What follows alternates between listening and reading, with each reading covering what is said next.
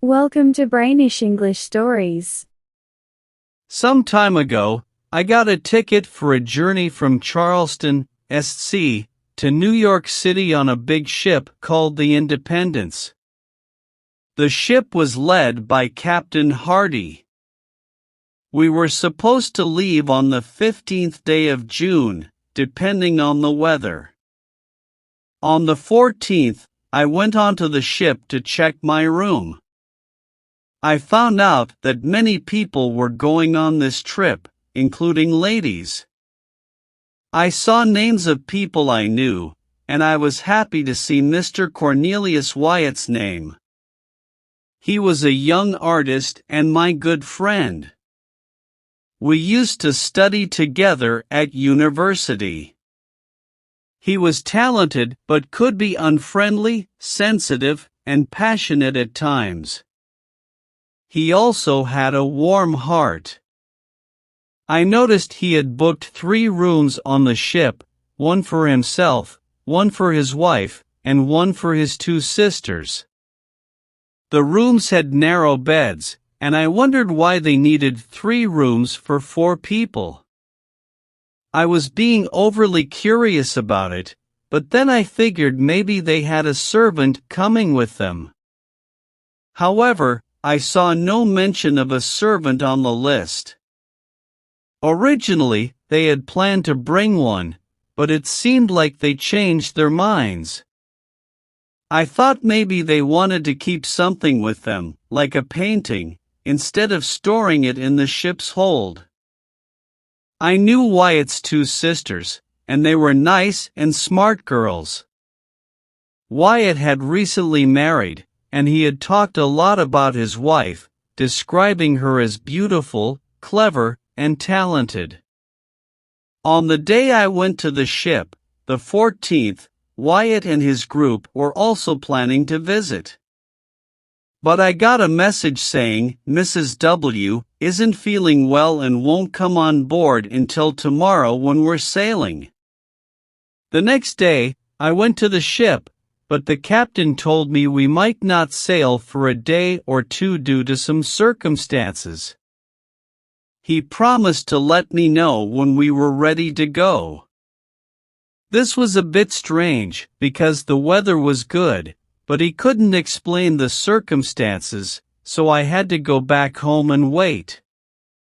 After almost a week, the captain finally sent word that we were ready to sail.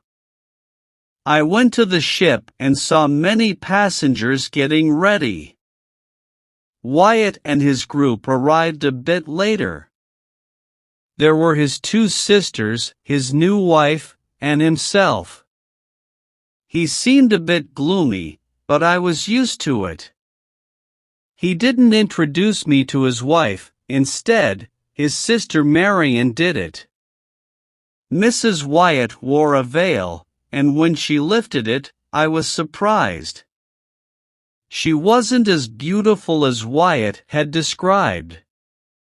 She looked rather plain. But she seemed well-dressed and probably won Wyatt's heart with her personality. She didn't say much and went to her room with Mr. Wyatt. I got curious about what extra stuff they had brought with them. A cart brought a long wooden box to the ship, and we sailed soon after. The box was long and narrow, about 6 feet by 2.5 feet. It looked like it could only hold one thing, maybe a copy of a famous painting. I thought Wyatt was trying to surprise me with a painting from Florence. He probably thought I wouldn't figure it out, but I planned to tease him about it. Something bothered me a lot. The big box didn't go into the extra room, as I thought. It was put in Wyatt's room, taking up almost all the space. It must have been uncomfortable for him and his wife. On the lid, it said, Mrs. Adelaide Curtis, Albany, New York. Charge of Cornelius Wyatt, Esq. The weather was nice for the first few days, even though the wind was against us after we left the coast. Most passengers were happy, but Wyatt and his sisters were different. They kept to themselves. I could understand Wyatt's behavior, but I couldn't excuse his sisters. They spent most of the time locked in their rooms and refused to talk to anyone. Mrs. Wyatt was more pleasant. She liked to chat and flirt with the men. People laughed with her. The big question was how Wyatt ended up with her. People thought it must be her wealth, but I knew that wasn't it. Wyatt had told me he married her for love. He was so refined and particular, with a keen eye for beauty. Everyone noticed he avoided her and spent most of his time locked in his room. It was almost as if he lived there, leaving his wife free to enjoy herself with other people in the main cabin. My conclusion was that he had married someone far beneath him, and he seemed disgusted with his choice. I felt sorry for him, but I couldn't forgive him for not sharing his secret about the Last Supper. One day, Wyatt and I were walking on the ship's deck. He was still very sad and didn't talk much. I tried to make him smile with a joke, but he could only manage a weak one. I felt sorry for him, especially when I thought about his wife. So, I decided to drop some hints about the mysterious oblong box, just to let him know I wasn't entirely fooled by his little game. I mentioned the odd shape of that box and winked at him playfully. However, Wyatt's reaction to my harmless joke made me think he might not be well in the head. At first, he stared at me as if he didn't understand, but then he burst into loud and wild laughter for about 10 minutes. In the end, he fell flat on the deck, seemingly lifeless. I called for help, and we managed to revive him. When he regained his senses, he spoke in a confused way for a while. By the next morning, he seemed physically better, but I won't comment on his mental state, of course. Following the captain's advice, I avoided him for the rest of the voyage. We both seemed to agree that something was off with him, but we kept it to ourselves. Several strange things happened after Wyatt's fit that made me even more curious. One of them was related to my own restlessness. I had been nervous, drinking too much strong green tea, and unable to sleep well for 2 nights in a row. My room opened into the main cabin, just like the rooms of all the single men on board. Wyatt's 3 rooms were separated from the main cabin by a sliding door that was never locked, even at night. Since we often sailed with the ship leaning to one side because of the strong breeze, the sliding door between the cabins would slide open on its own, and no one bothered to close it. My bunk was positioned in a way that when my room door and the sliding door were open, which was often due to the heat, I could see into the cabin, right where Mr. Wyatt's rooms were. On those 2 sleepless nights, I saw Mrs. W. leaving Mr. W.'s room quietly around 11 o'clock and entering the extra room, where she stayed until daybreak when her husband called her, and she returned. It was clear that they were practically separated, having their own rooms, probably preparing for a more permanent separation. And that's where I thought the mystery of the extra room was. There was another interesting detail. During those 2 sleepless nights, right after Mrs. Wyatt disappeared into the extra room, I heard some peculiar, hushed noises coming from her husband's room. After listening carefully, I figured out that it sounded like the artist was using a chisel and mallet to open the oblong box. I thought I knew when he opened the box's lid and put it on his bunk. I could hear the lid gently tapping the bunk's wood. After that, it was super quiet until almost sunrise. Well, except for a very faint sound, like someone softly crying or whispering. But it was so quiet that I wasn't sure if it was real or just my imagination. Maybe it was just a ringing in my ears. I thought it sounded like crying or sighing, but I knew that couldn't be true. It was probably a product of my imagination, maybe influenced by the green tea from Captain Hardy. Just before sunrise on those 2 nights I mentioned, I clearly heard Mr. Wyatt putting the lid back on the oblong box and securing it with the muffled mallet. After that, he would come out of his room, dressed, and go to wake up Mrs. W. from her room. We had been at sea for 7 days, and we were near Cape Hatteras when a big storm came from the southwest.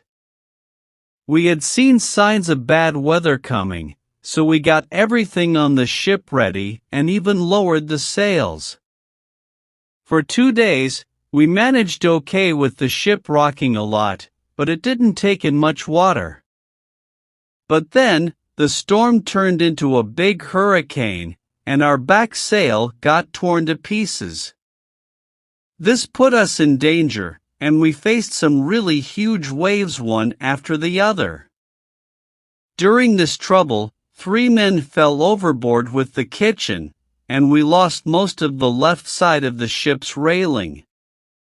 We barely had time to recover before the back sail got ripped apart too, and we had to use a smaller sail at the front, which helped us handle the waves better.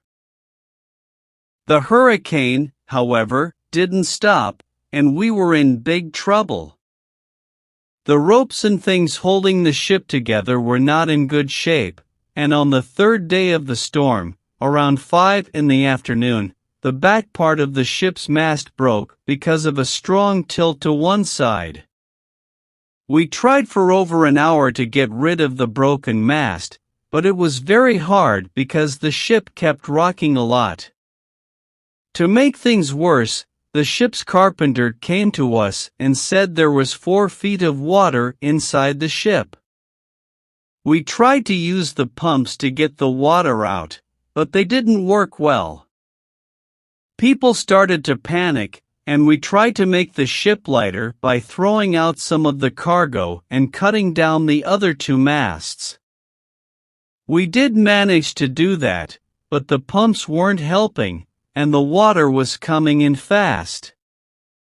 As the evening came, the storm got a bit weaker, and the sea calmed down a bit too. We started to hope that we might survive by using the lifeboats. At 8 p.m., the clouds went away, and the moon came out, which made us feel a bit better. We got the longboat into the water after a lot of hard work. We put most of the crew and passengers in it.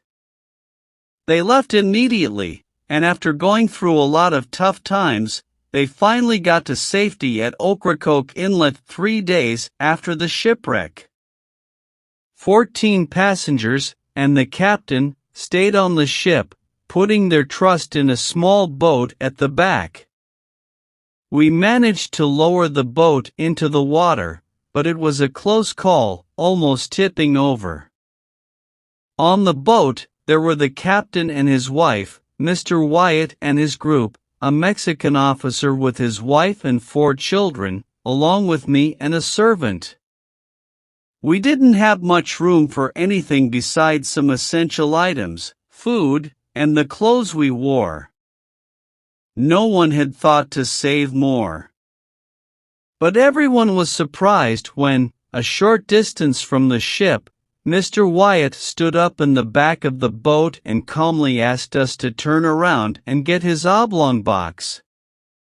"Please sit down, Mr. Wyatt," the captain said firmly. "If you stand, you might tip us over. The boat is almost at its limit." "The box," Mr. Wyatt insisted, still standing. "The box, I tell you. Captain Hardy, please don't refuse me. It's very light, it's nothing at all. I beg you, for your mother's sake, for heaven's sake, for your own salvation, please go back for the box." For a moment, the captain seemed moved by Mr. Wyatt's plea, but he quickly regained his sternness and said, "Mr. Wyatt, you're acting irrationally. I can't agree to your request. Please sit down, or you'll endanger the boat. Wait, hold him, grab him. He's about to jump overboard." There, he did it.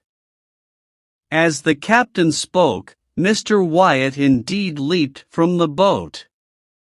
Since we were still close to the wreck, he managed, with almost superhuman effort, to grab onto a rope hanging from the ship's front. In moments, he was back on board and rushed frantically into the cabin.